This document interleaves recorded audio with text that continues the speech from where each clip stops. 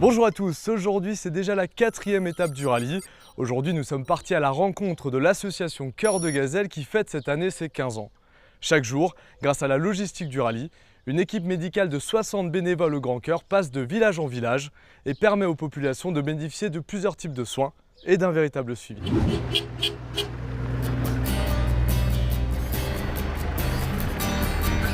Cœur de Gazelle est une association reconnue d'intérêt général qui travaille avec le rallye Aïcha des Gazelles du Maroc. Depuis maintenant 15 ans, on fête notre 15e anniversaire cette année. Elle a commencé au tout début avec uniquement des médecins généralistes et maintenant c'est une caravane complète qui accueille des gynécologues, des pédiatres, des opticiens, un ophtalmologue, un neurologue, qui nous permettent vraiment d'avoir une caravane très complète qui permet de répondre à tous les besoins des populations. Et voilà, ça c'est vraiment très important pour nous de pouvoir à la fois traiter des patients et faire des actes et des consultations médicales, mais aussi de travailler sur un volet sensibilisation à l'hygiène. Ça, ce sont des missions de Cœur de Gazelle qui nous permettent de vraiment de répondre à toute la demande que nous avons ici dans les villages.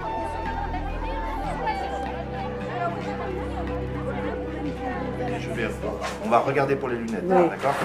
Je pense qu'il en aura besoin. On préfère voir les enfants en premier le matin.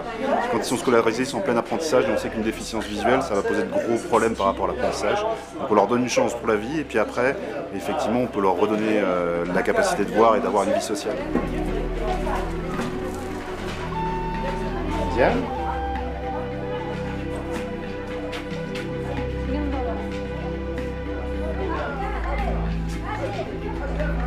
Bien souvent, quand on leur offre des lunettes rondes, ils savent que ça vient d'une œuvre caritative et donc c'est péjoratif pour eux.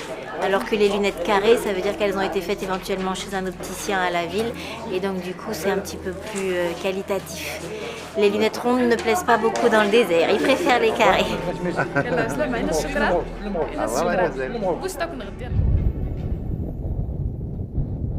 C'est une population qui est particulière parce que isolée.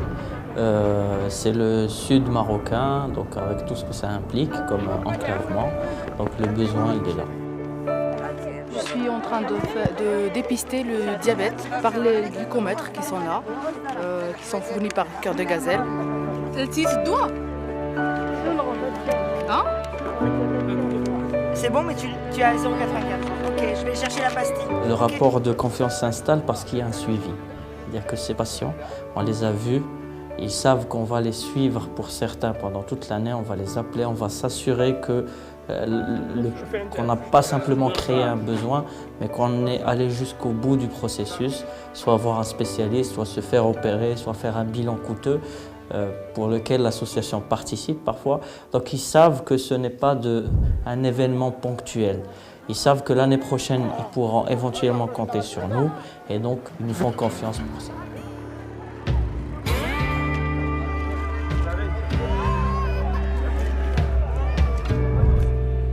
Cette année, on voit revenir quelques patients pour d'autres extractions parfois ou des soins, mais c'est qu'il y a une confiance effectivement dans les praticiens de Cœur de Gazelle, ça nous rassure.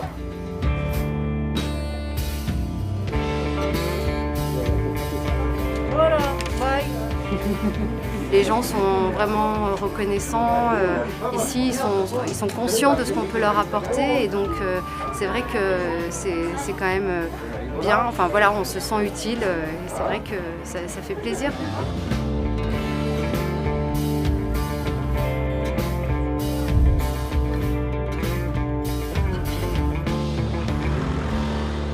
Et parmi les autres actions de l'association, il y a aussi le volet environnemental. Par exemple, sur le rallye, les équipes de Cœur de Gazelle récupèrent toutes les bouteilles d'eau et leur donnent une seconde vie.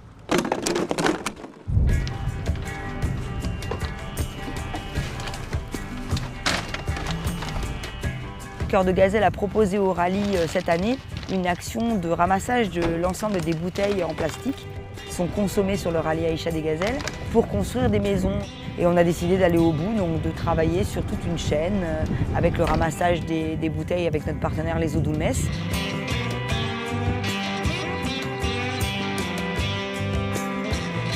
Et de travailler tout simplement pour le ramassage, mais aussi le traitement, puisque la bouteille en plastique est un excellent isolant et matériau pour construire des maisons.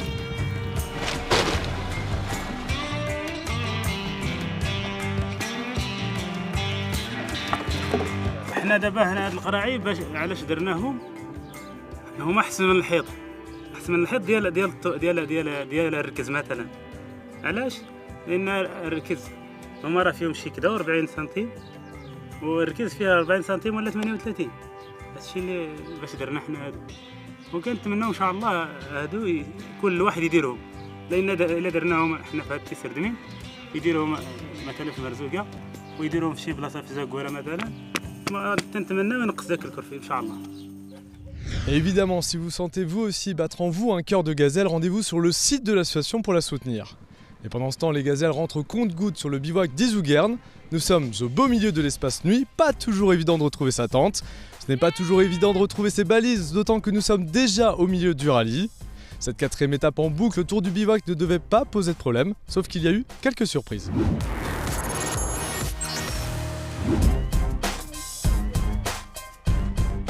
Cela restera l'une des images fortes de l'édition 2016. Les Japonaises, piégées, se sont battues 3 heures toutes seules avant de s'en sortir. Un courage et une détermination salués par les autres gazelles qui les ont applaudis à leur retour. Elles ont gagné le respect du bivouac.